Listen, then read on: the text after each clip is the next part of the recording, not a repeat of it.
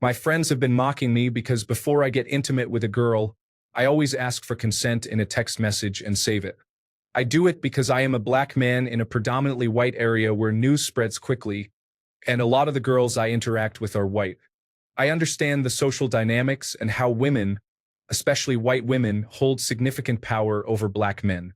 I don't want a false sexual assault accusation, as it can severely ruin my reputation and damage my social life. However, when I tell people about this, even other women, they often say I'm being overly cautious and ridicule me. Am I wrong for doing this? Edit. When I was in college, I attended a Black Student Union meeting where black men discussed issues like this. I got the advice from a black man who went through a false rape accusation.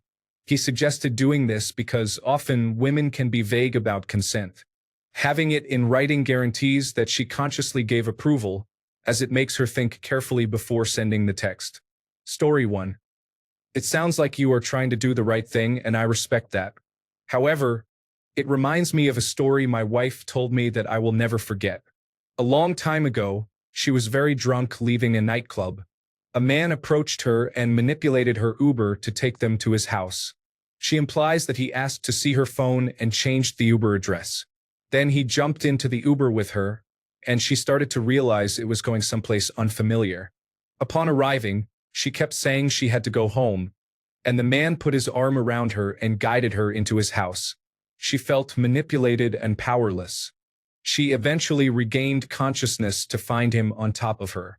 I tell this story because the part that is most haunting is this. When she got home the next day, someone had exchanged texts from her phone with an unknown number thanking him for a great night. She wants to know to this day how the man accessed her phone to write these texts. Given the texts, she felt she could not report the assault because she would look silly. Story 2. Consent can be revoked at any point in time. Once revoked, continuation is rape. A screenshot of consent given at one point would be entirely worthless in my country if the consent is then revoked at another point. Story 3. I remember a rape case that was all over the media, headlines in the New York City tabloids. It was a white college female student and black or brown male kids.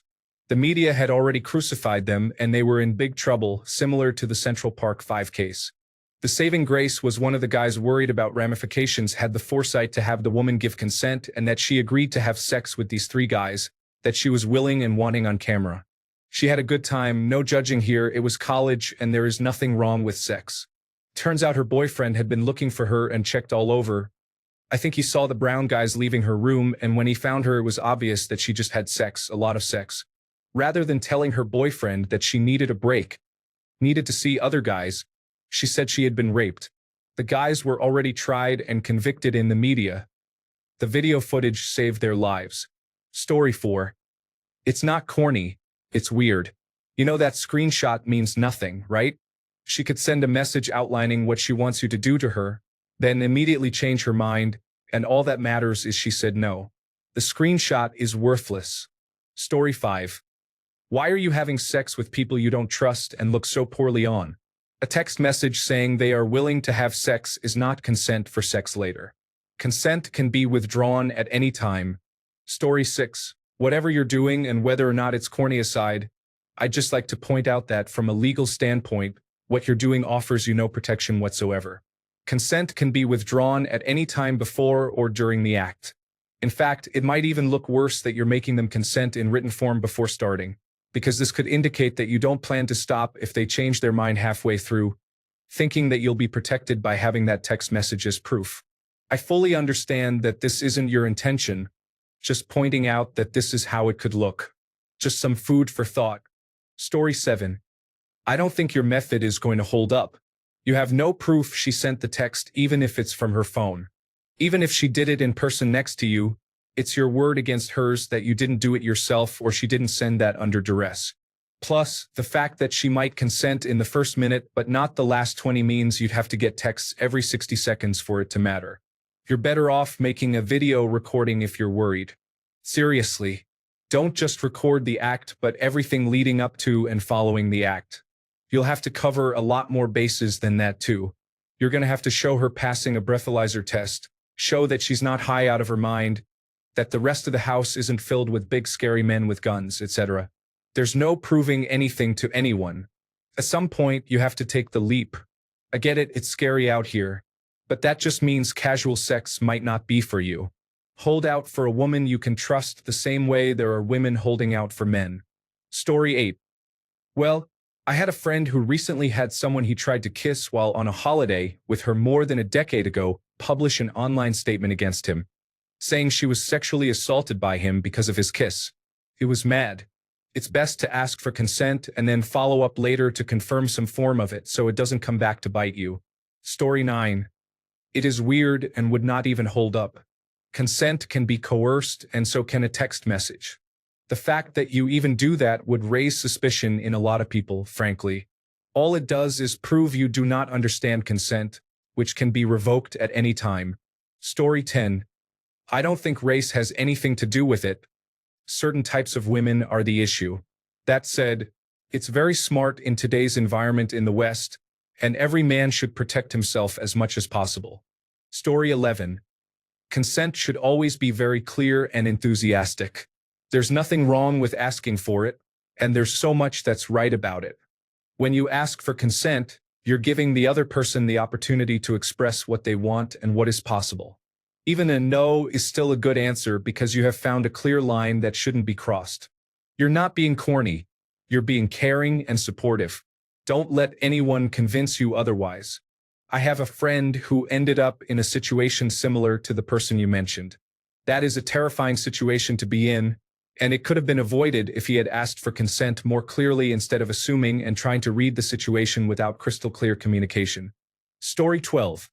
A text message in this situation won't do anything for you in the court of law. Just because she says something one time doesn't mean her mind won't change in the heat of the moment. If it makes you feel better about it, that's great, but understand that doing this won't protect you legally. Story 13. Dude, unless you are video recording the whole event from asking for consent to postnut, a text message stating consent is worth nothing.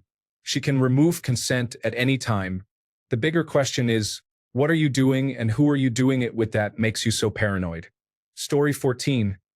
Even if you got a screenshot of consent prior, consent can be revoked at any point during your sexual acts.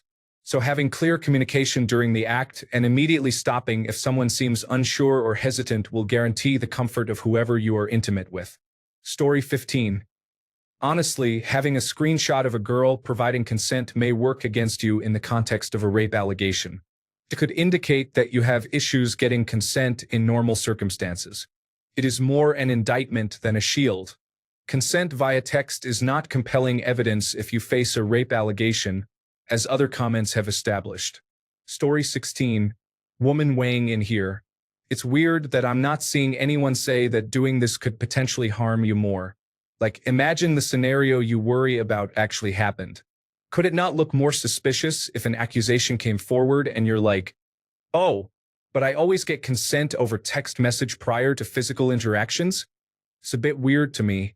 I'm not a police officer, but if I were, this would scream major red flags to me as a woman. I understand, though, that as a white woman, I am very much speaking from a place of privilege and ignorance to the black male experience. I'm just saying it would seem very strange to me. Also, I feel there is a complete misunderstanding of the concept of consent. Consent is sexy as well, but it should be a consistent check-in, as it can be revoked at any time. Also, a bit of advice for those people who think it's a mood killer. Asking for consent doesn't have to be, do you consent to sexual activity with me? Yes. It needn't be that clinical. It doesn't even have to be verbal, as long as it's enthusiastic and there's a consistent effort to check in. This can literally amount to sustained eye contact, as long as you have an understanding of the other person and can read their cues. Knowing at least the basics of the person you're sleeping with definitely helps. Just my 2 cents. I understand your heart is in the right place, sir, and I hope you find a way that feels right for you and genuinely eases any concerns you have. In summary, from a woman's perspective, the fact you're doing it is great, but the manner in which you are doing it is odd. Seeking consent is never corny, but it doesn't have to be clinical either. Story 17. Not only is it weird and ineffectual, but it almost implies sinister intent in and of itself. like you are preparing to disregard a future revocation of consent. Just be normal, dude. Story 18. This is completely valid. You are guilty until proven innocent. I was really nice and kept the conversation active online for a while after. Get home safe? Had a good time? Then screenshot so there's a record. If you're really worried, you could audio record some conversation afterwards, or have a camera near the front door showing she left without a scratch. Also, do not engage in any bondage, discipline, dominance, submission, and masochism/consensual non-consent at all. Story 19. I would feel uncomfortable with this. For one thing, I don't know in advance if I will actually feel up for having sex, so I wouldn't agree in advance. It will make me feel pressured. For another thing, you can suddenly feel uncomfortable and change your mind. If a guy asked me this, I would feel unsure if he understood and respected that. Then, fake rape accusations are rare, and I would wonder why the guy was so worried about being accused of rape and if he had been before. Story 20. Is it weird? It's covering your ass with one major flaw. She can revoke consent during the act and still charge you with those crimes regardless. Personally, I think it's a foolish errand to do it that way, as you still don't fully understand consent being fluid. Story 21. Do not let your friends bug you. Consent is extremely important, and whatever method works for you and your partners is more important than what your buddies think. Story 22. I also don't see that approach as helpful. The better strategy is to get to know women longer before becoming naked with them. That way, you have a greater chance of spotting a person who could cause trouble.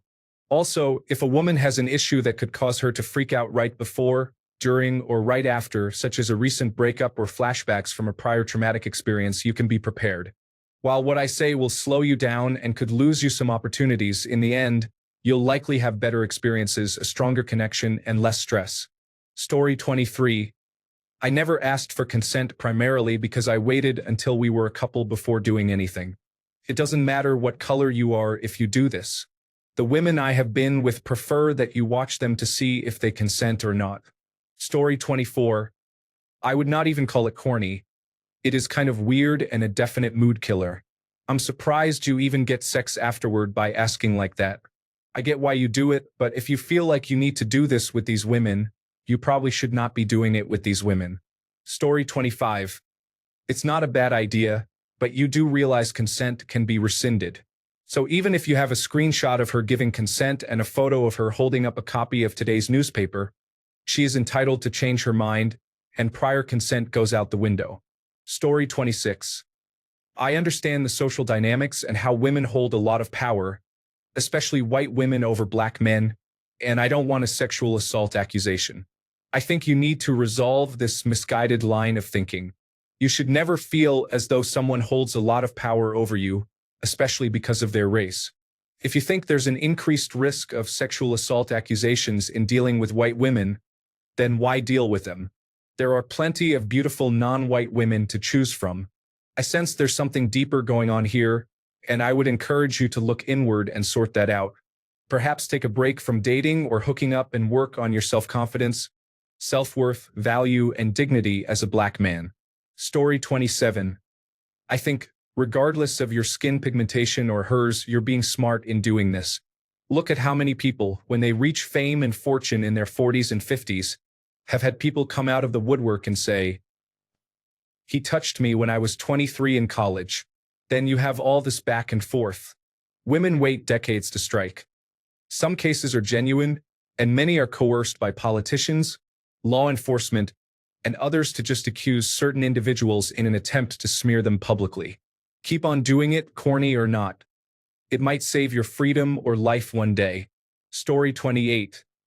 I always just ask in plain English right before doing the deed. "Can I put it inside you?" is a good way to phrase it that is sexy and won't ruin an intimate moment.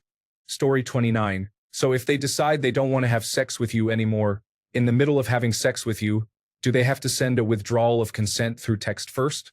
Story 30. I understand the intention here, but there are other things to keep in mind. Consenting prior is not considered consent during. She or you are able to withdraw consent at any time. Having texted that she wants to have sex with you may help against a false accusation if there were to be one, but ultimately it's her right to have plans for intimacy with you that then change before it actually happens.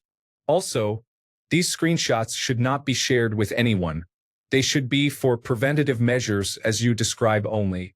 If used as means to show off or boast that someone intends to sleep with you, then you quite honestly are in the territory of someone who deserves extra screening when it comes to consent in the first place.